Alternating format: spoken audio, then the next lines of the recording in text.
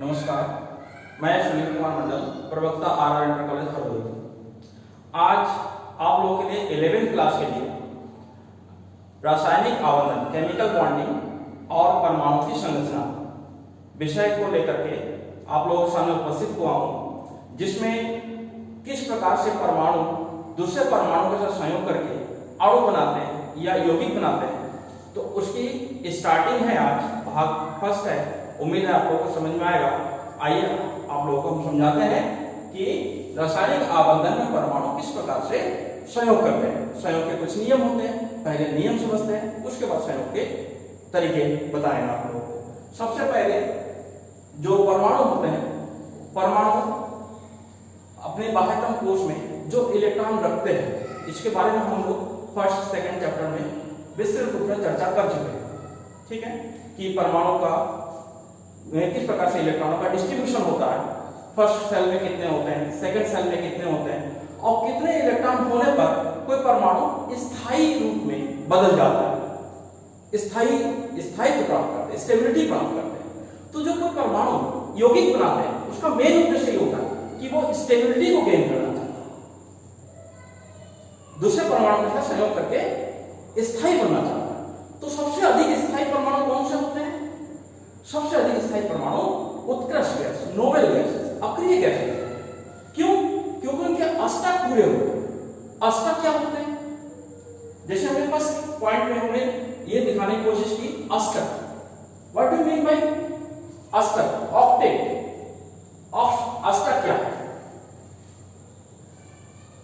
अष्टक, octet. Octet क्या है? अष्टक का मतलब एक साधारण भाषा में किसी परमाणु की बाह्यतम कोश का पूर्ण होना, कंप्लीट हो जाए, चाहे उसमें 2 इलेक्ट्रॉन हो या 8 इलेक्ट्रॉन हो। ऑक्टेट शब्द 8 इलेक्ट्रॉन से उत्पन्न हुआ। क्यों? क्योंकि 2 इलेक्ट्रॉन वाला एक ही मात्र परमाणु है। कौन सा है? हीलियम। और 1 इलेक्ट्रॉन वाला परमाणु हाइड्रोजन। तो हाइड्रोजन और हीलियम ये 2 इलेक्ट्रॉनों के द्वारा ही संतुष्ट होते हैं। कैसे? हाइड्रोजन के पास 1 इलेक्ट्रॉन होता है, लेकिन जब दूसरे हाइड्रोजन या अदर परमाणु के साथ संयोग करेगा तो वो अपना कोश पूर्ण कर लेगा। और उनके अपने कोश में अधिकतम कितने इलेक्ट्रॉन हो सकते हैं? 2। तो जब 2 इलेक्ट्रॉन हो जाता है तो उनका अष्टक पूरा हो जाता है। यहाँ पे देखो अष्टक शब्द है। उसी प्रकार से हाइड्रोजन के नजदीक कौन है? हीलियम। हीलियम के पास कितने इलेक्ट्रॉन होते हैं? 2। आप सब लोग जानते हो, इलेक्ट्रॉनिक विन्यास में समझा चुका हूं, 1s2। हीलियम के जस्ट नीचे सबसे स्थायी तत्व की मैं बात कर रहा हूं, नियान। नियान में 10 इलेक्ट्रॉन होते हैं, 2,8, यानी कि 1s2, 2s2, 2p6, 1s2, 2s2, 2p6, यानी कि बाहरी कोश में कितने इलेक्ट्रॉन होंगे? 8, और अंदर वाले कोश में कितने होंगे? 2। तो जो बाहरी कोश को पूर्ण कर देता है उसे हम क्या कहते हैं? अष्टक, ऑक्टेट। सेम आर्गन आता है 18। आर्गन में कितने होते हैं? 2,8,8, यानी 1s2, 2s2, 2p6, 3s2, 3p6। देखिए फर्स्ट सेल में मैक्सिमम 2 इलेक्ट्रॉन हो सकते हैं, सेकंड सेल में मैक्सिमम 8 इलेक्ट्रॉन हो सकते हैं, थर्ड सेल में मैक्सिमम 8 इलेक्ट्रॉन। इसमें दिखा दिया। तो इनके बाहरी कोश पूर्ण हो गया। तो जिस परमाणु का बाह्यतम कोश पूर्ण हो जाए उसे हम क्या कहते हैं? अष्टक। और वो स्थायी तत्व में बदल जाता है। तो जो भी हम इस रासायनिक बंधन में, आवंधन में, केमिकल बॉन्डिंग में डिस्कस करेंगे, तो वो क्या करता है? किसी परमाणु के साथ साझा करके, दान करके, ग्रहण करके अपना अष्टक पूर्ण करना चाहता है। ठीक है, तो इसके अध्ययन को हम लोग क्या कहते हैं? Chemical bonding. क्लियर? ठीक, उसके बाद आता है सेकंड पॉइंट, आता है संयोजकता। क्या आता है? संयोजकता, बैलेंसिंग। आप लोग 8th क्लास में, 9th क्लास में, 10th में भी पढ़ते आ रहे हो कि बैलेंसिंग होता क्या है। What do mean by balancing? संयोजकता क्या होता है? संयोजकता का एक शाब्दिक अर्थ है कि संयोग करने की क्षमता। और कोई परमाणु संयोग कहां पे करता है? हमेशा उसके आउटर मोस्ट में, बाह्य कोश। तो एक जैसे शुरुआती दौर में आप लोग अगर समझते हो, संयोजकता का मतलब बाहरी कोश में उपस्थित इलेक्ट्रॉन उसकी संयोजकता नहीं होती, लेकिन वही डिसाइड डिसाइड करती है कि उसकी संयोजकता कितनी है। ठीक है, संयोजकता कितनी है तो वो कौन डिसाइड करता है? संयोजी कोष में उपस्थित इलेक्ट्रॉन। संयोजी कोष का मतलब बाह्यतम कोष। बाह्यतम कोष, बाह्यतम कोष को हम क्या कहते हैं? संयोजी कोष। और संयोजी कोष में उपस्थित इलेक्ट्रॉन, संयोजी कोष में उपस्थित इलेक्ट्रॉन ही डिसाइड करती है उसकी संयोजकता कितनी है। हमने शुरू से ही आप लोगों को एक बात हमने परमाणु वाले चैप्टर में हमने आप लोगों को समझाया कि संयोजकता का, जैसे आप ऐसे देखो, हाइड्रोजन है, इसकी संयोजकता 1 है, हीलियम है, इसकी संयोजकता 0, लेकिन लिथियम है, इसकी संयोजकता 1 है, बेरिलियम है, इसकी संयोजकता 2 है, बेरिलियम के बाद फिर आता है बोरान, इसकी संयोजकता 3 है, फिर कार्बन आता है, इसकी संयोजकता 4 है, फिर नाइट्रोजन आता है लेकिन इसकी संयोजकता 3 है, ऑक्सीजन आता है, इसकी संयोजकता 2 है। तो ये जो पहला 2 तत्व आया, इसमें ये और इसमें 0, ऐसा क्यों हुआ? क्योंकि हीलियम का आउटर मोस्ट सेल कंप्लीट हो गया, पूर्ण हो गया, तो उसकी संयोग करने की क्षमता खत्म हो गई, वो किसी के साथ संयोग नहीं करेगा, कोई भी यौगिक नहीं बनाएगा, इसलिए उसकी संयोजकता 0, संयोग करने की क्षमता 0 है। लेकिन लिथियम इसके बाह्यतम कोष में 1 इलेक्ट्रॉन दान करके अपना संयोजकता 1 शो करता है। बेरिलियम बाह्यतम कोष में से 2 इलेक्ट्रॉन दान करके अपनी संयोजकता 2 शो करता है। बोरान इसके बाह्यतम कोष में 3 इलेक्ट्रॉन, तो 3 इलेक्ट्रॉन का साझा करेगा या दान करेगा, इस प्रकार से इसकी संयोजकता 3 शो करता है। कार्बन इसकी संयोजकता 4 शो करता है, nitrogen 3, oxygen 2, fluorine 1, fluorine 1 show करेगा, लेकिन नियान, फ्लोरीन के बाद कौन आता है? नियान, इसकी संयोजकता 0। क्यों? क्योंकि इसकी बाह्यतम कोष में इलेक्ट्रॉन कितने हैं? कंप्लीट है, पूर्ण रूप से भरा हुआ है, इसलिए इसकी संयोग करने की क्षमता 0 है। तो इस प्रकार से आपको संयोजकता भी उम्मीद है समझ में आ गया होगा। संयोजकता के बाद फिर अगले टॉपिक में हम अपने रासायनिक आबंधन को लुईस और कौशल ने किस प्रकार से समझाया। लुईस कौशल ने किस तरह से रासायनिक आबंधन, केमिकल बॉन्डिंग को समझाया। उन्होंने ये कि जो आप लोग संयोजकता की बात करते हो, संयोजकता समझ रहे हो, संयोजकता के आधार पर उन्होंने तत्वों को समझाने की कोशिश की, किस प्रकार से संयोग करेगा और किस प्रकार से नहीं करेगा। तो संयोजकता में लुईस कौशल ने किस तरीके से नियम दिया? आबंधन, रासायनिक आबंधन का लुईस कौशल सिद्धांत, रासायनिक आबंधन का लुईस कौशल सिद्धांत, लुईस कौशल सिद्धांत। लुईस कौशल ने किस तरह के सिद्धांत दिया? इन्होंने ये चीज ये डिफाइन किया कि जब कोई परमाणु किसी दूसरे परमाणु के साथ इलेक्ट्रॉन दान करता है और कोई परमाणु इलेक्ट्रॉन को ग्रहण करता है, तो उसके बीच में परमाणु क्या करते हैं? इलेक्ट्रॉन दान करेगा और दूसरा परमाणु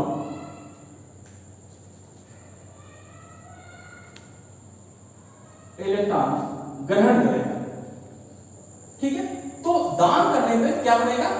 धन आयन, कैटायन, और इलेक्ट्रॉन जब ग्रहण करेगा तो ऋण आयन, नेगेटिव चार्ज। तो इनके बीच में आकर्षण उत्पन्न होगा। क्या उत्पन्न होगा? आकर्षण उत्पन्न होगा, फोर्स ऑफ अट्रैक्शन डेवलप होगा।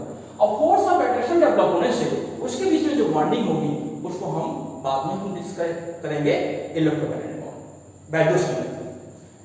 सेकंड थ्योरी उन्होंने दिया था कि परमाणु दूसरे परमाणु के साथ, एक परमाणु दूसरे परमाणु के साथ इलेक्ट्रॉनों का शेयर करेगा, परमाणु के साथ इलेक्ट्रॉनों का साझा करेगा, बराबर करेगा। ठीक है, इस प्रकार का साझा करेगा, बराबर की साझेदारी करेगी। जब बराबर की साझेदारी करेगी तो इसमें तो इलेक्ट्रोमैग्नेट यानी कि बिंदु संयोजन बन गया।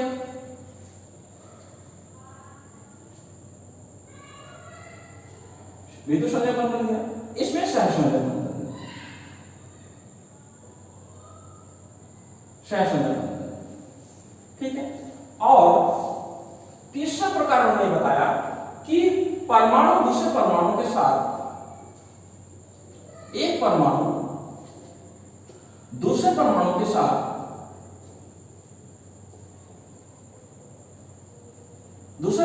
साथ एक तरफा साझेदारी करेगा, एक तरफा साझेदारी करेगा। जब एक तरफा साझेदारी करेगा तो उपसहसंयोजक बनेगा। क्या बनेगा? उपसहसंयोजक। ये 3 प्रकार की बॉन्डिंग की उन्होंने परिकल्पना की थी, किसने? लुईस और कोर्सर।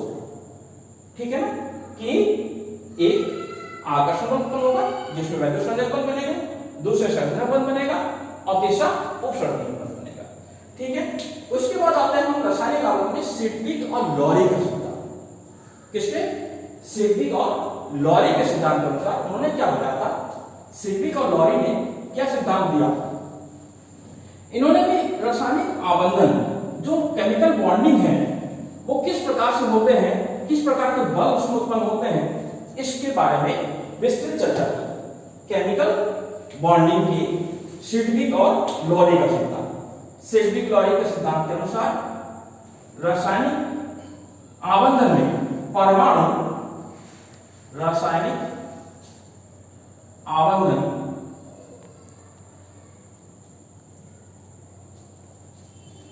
का लॉरी तथा सिडविक का सिद्धांत, लॉरी तथा सिडविक का सिद्धांत, इनके अनुसार क्या है कि जब परमाणु दूसरे परमाणु के साथ इलेक्ट्रॉन का आदान प्रदान करते हैं, क्या करते हैं? इलेक्ट्रॉन का आदान प्रदान, उसकी एक एक्सटेंट है, उसकी एक निश्चित मात्रा है, कितने इलेक्ट्रॉन का साझा करेगा, कितने इलेक्ट्रॉन का दान करेगा, कितने इलेक्ट्रॉन ग्रहण करेगा, इसकी एक निश्चित मात्रा है। इस इलेक्ट्रॉन के आदान प्रदान करना, साझेदारी करना, इसके आदान प्रदान, साझेदारी या दान करने से जो बल उत्पन्न होता है उसको उन्होंने 3 कैटेगरी में डिफाइन किया। वही जो अभी हम लॉरी के सिद्धांत में समझाए थे, सेम वही सिद्धांत इसमें भी आएगा। एक आएगा सहसंयोजक बंध, सहसंयोजक बंध, दूसरा वैद्युत संयोजक बंध, वैद्युत संयोजक बंध, और तीसरा प्रकार उन्होंने बताया उपसहसंयोजक बंध, उपसहसंयोजक बंध। ठीक है। जब परमाणु, ये कौन कर रहा? परमाणु दूसरे परमाणु के साथ, परमाणु जब दूसरे परमाणुओं के साथ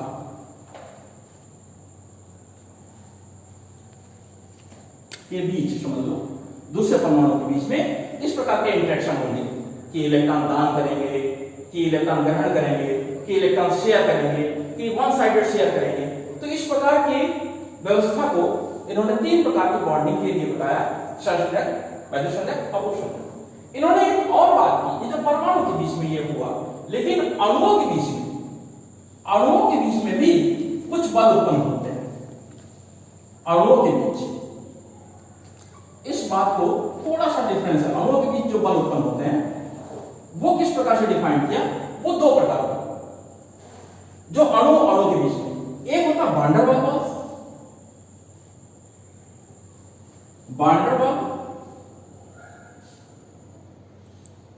बल। नंबर 2 है हाइड्रोजन बल। ये 2 अलग से बल इन्होंने सजेस्ट किया हाइड्रोजन बल के द्वारा। ये 2 प्रकार के बल कहां? जब अणुओं के बीच में, हम यहां पे परमाणु के बीच की बात कर रहे हैं, और यहां पे इन्होंने अणुओं के बीच में भी 2 प्रकार के बल लगते हैं। वैन डेर वाल्स, इसको हम डिस्कस करेंगे इसके बाद बहुत डिटेल में, आप लोगों को समझाएंगे कि वैन डेर वाल्स बल क्या होता है और हाइड्रोजन बल क्या होता है। फिलहाल हम लोग आज इसमें वैद्युत संयोजक बंध पे विस्तृत चर्चा जो है डिस्कस करने के लिए उपस्थित हुए। तो हाइड्रोजन इलेक्ट्रोवैलेंट बॉन्ड, जिसे हम वैद्युत संयोजक बंध कहते हैं, वैद्युत संयोजक बंध क्या होते हैं, किस प्रकार से बनते हैं, क्यों बनते हैं, इसके बारे में आप लोगों को पूरी जानकारी मिलेगी। ठीक है। बहुत सिंपल है इसके लिए आप लोगों को इससे जो पिछला चैप्टर समझाया था कि आवर्त सारणी थोड़ा सा समझना पड़ेगा। आवर्त सारणी अगर याद है तो अच्छी बात है, नहीं याद है तो फिर हम आपको 1 मिनट लेंगे कि आवर्त सारणी को आप समझना।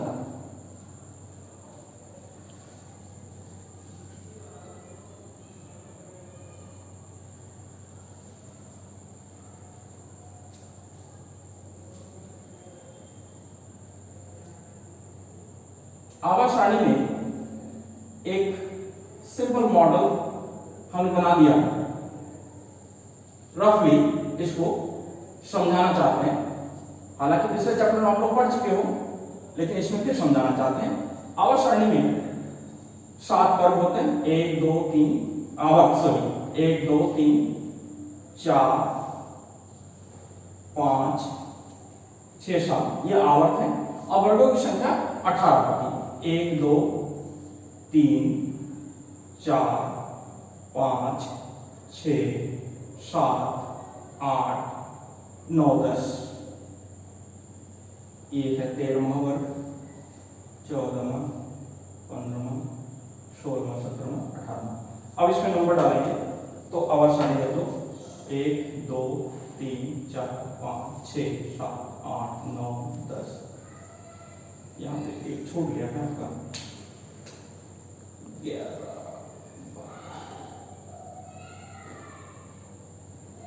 10 9 8 9 10 11 12 13 14 15 16 17 18। लेकिन यहाँ पे जो हम समझाना चाहते हैं तो सबसे महत्वपूर्ण है आवर्त सारणी एक आपके सामने आ गया मॉडल।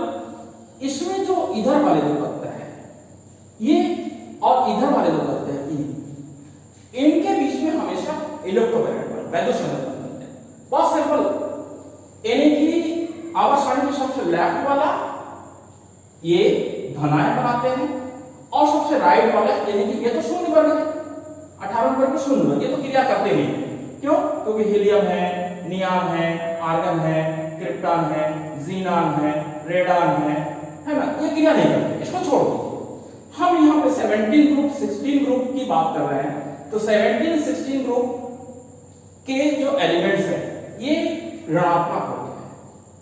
इलेक्ट्रॉन को ग्रहण करके इसके नजदीक जो नोबेल गैसेस है, स्थायी तत्व है, उसकी तरह संरचना बनाना चाहता है। ठीक है, और इधर वाले जो एलिमेंट्स हैं जो पॉजिटिव कैरेक्टर शो करते हैं ये अपने बाह्यतम कोश से, क्यों? क्योंकि इनके बाह्यतम कोश में 1 इलेक्ट्रॉन है और इनके बाह्यतम कोश में 2 इलेक्ट्रॉन है। तो जैसे जैसे हम नीचे जाते हैं इलेक्ट्रॉन दान करने की प्रोबेबिलिटी इसकी बढ़ती चली जाती है, यानी कि कैटायनिक पावर इसकी बढ़ जाती है। तो जितना आसानी से कैटायन बना लेगा, धन आयन बना लेगा और ये इलेक्ट्रॉन ग्रहण करके आसानी से ऋण आयन बना लेगा। तो धन आयन और ऋण आयन के बीच में एक फोर्स ऑफ अट्रैक्शन डेवलप हो जाएगा, आकर्षण बल उत्पन्न हो जाएगा। उस आकर्षण बल को ही हम इलेक्ट्रोस्टैटिक फोर्स या वैद्युत बंध कहते हैं। देखिए, हम इलेक्ट्रोमैग्नेटिक बॉन्ड्स के लिए जब हम लोग डिस्कस कर रहे हैं तो आपको यह समझ में आ गया कि आवर्त सारणी में कौन कौन से तत्व किसके साथ क्रिया करते हैं। तो बहुत सिंपल है, अगर आप इसमें देख लेते हो सोडियम, पोटेशियम, ठीक है, फर्स्ट ग्रुप में इधर मैग्नीशियम, कैल्शियम, बहुत ज्यादा मस्तिष्क में जोर डालने की जरूरत ही नहीं पड़ती। आप इतना याद कर लीजिए, सोडियम पोटेशियम फर्स्ट ग्रुप में है और मैग्नीशियम कैल्शियम सेकंड ग्रुप में। इसी प्रकार यहाँ पर आपका है क्लोरीन है, ब्रोमीन है, ठीक है, इधर आपका फ्लोरीन है और इधर आपका ऑक्सीजन है, सल्फर है। तो इधर के कुछ तत्व है जो आपको वैद्युत संगत बंध बनाने में आपको मदद करेंगे, आपको समझाएंगे इसमें। ठीक है, उधर कौन हो गया? ऑक्सीजन, फ्लोरीन, इधर हो गया सल्फर, क्लोरीन, ब्रोमीन। ये विद्युत ऋणी तत्व है ये, और ये धनी तत्व है, इनके बीच में हमेशा वैद्युत संगत बंध बनेगा। कैसे? एक एग्जांपल मैं देना चाहूंगा। क्यों? क्योंकि जो धनायन बनाते हैं, धनायन बनाने का मतलब क्या होगा? ऐसे थोड़ी ना कहने में धनायन बन जाएगा। धनायन तब बनते हैं जब उसको एक मिनिमम ऊर्जा की जरूरत पड़ती है। मिनिमम ऊर्जा जिसको देने से उसके आउटर मोस्ट सेल का इलेक्ट्रॉन निकल जाए, उस ऊर्जा को हम उसकी आयनाइजेशन पोटेंशियल यानी आयनन विभव कहते हैं। क्या कहते हैं? आयनन। देखिए, इलेक्ट्रॉनिक कॉन्फ़िगरेशन यहाँ पे देखना पड़ेगा। हर वक्त आपको इलेक्ट्रॉन के कॉन्फ़िगरेशन के लिए तैयार होना चाहिए कि 1s2 2s2 2p6 3s1, ठीक है। और अगर हम इसके बीच में बनाते हैं क्लोरीन के बीच में, तो इसको होता है 1s2 2s2 2p6 3s2 3p5, ठीक है, 5। तो इसमें 7 इलेक्ट्रॉन है। अगर इसको एक मिल जाए तो 8 बना ले, और ये अगर एक दान कर दे तो इसके नियरेस्ट यानी नियान जैसा स्ट्रक्चर बन जाएगा। तो ये भी स्थायी हो जाएगा और इसके एक मिलने से 8 इसके पूरे जाएंगे, ये भी स्थायी हो जाएंगे। तो इस प्रकार से इन दोनों प्रकार के तत्वों के बीच में, प्रबल धनी और प्रबल ऋणी तत्वों के बीच में इलेक्ट्रॉनों का आदान प्रदान होगा, ठीक है। जैसे सोडियम है तो सोडियम 2, 8, 1 और क्लोरीन 2, 8, 7। अगर सोडियम का ये आखिरी इलेक्ट्रॉन इसको दान कर दिया जाए तो सोडियम धन आयन बना लेगा और क्लोरीन ऋण आयन बना लेगा, ठीक है। इसके कितने हो जाएंगे 2, 8 नियान जैसा स्ट्रक्चर हो जाएगा, और इसके 2, 8, 8 यानी ये आर्गन जैसा स्ट्रक्चर हो जाएगा। ये भी स्थायी है, ये भी स्थायी है। और इस धन आयन और ऋण आयन के बीच में एक प्रबल आकर्षण बल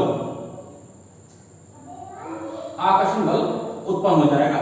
इस आकर्षण बल को ही हम वैद्युत संगत बंध कहते हैं, ठीक है। और इसको आप लोग इस तरीके से दिखा सकते हो, Na+ आयन Cl- आयन,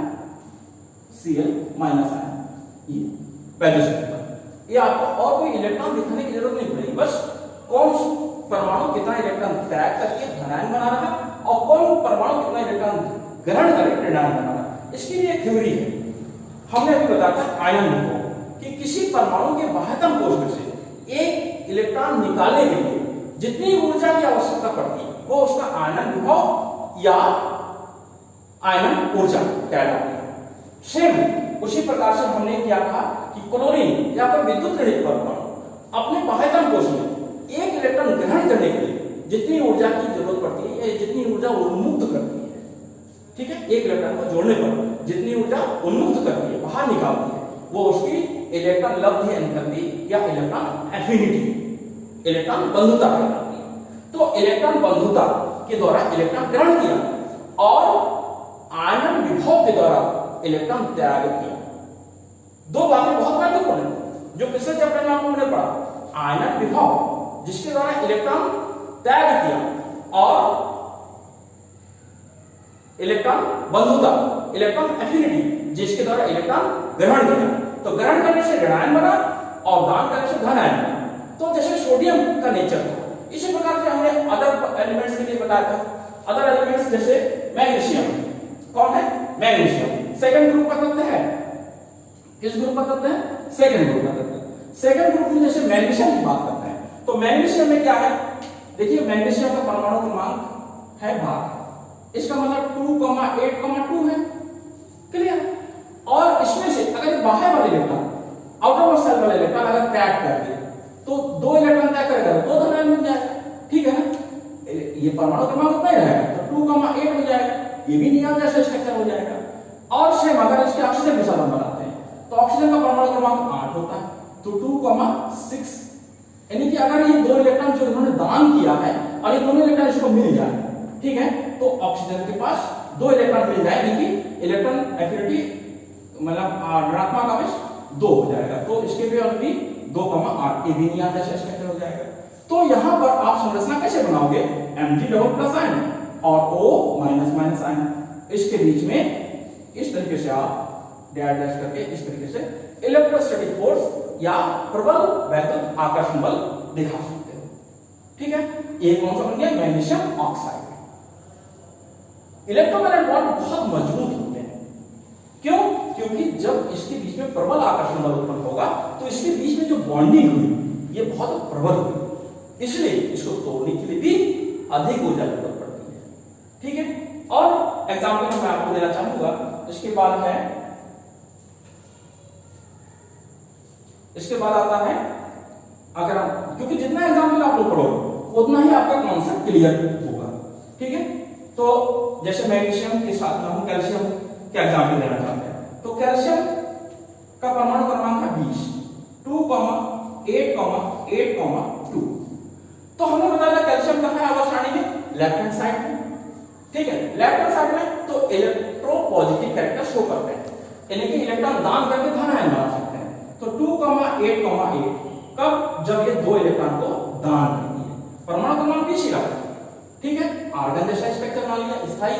और अगर इन्होंने क्लोरीन के साथ बनाया तो देखिए वैलेंसी बहुत जरूरी है, इसकी वैलेंसी 2 है। अब क्लोरीन की वैलेंसी 1 होती है, क्लोरीन की वैलेंसी कितनी होती है, 1, 2, 8, 7।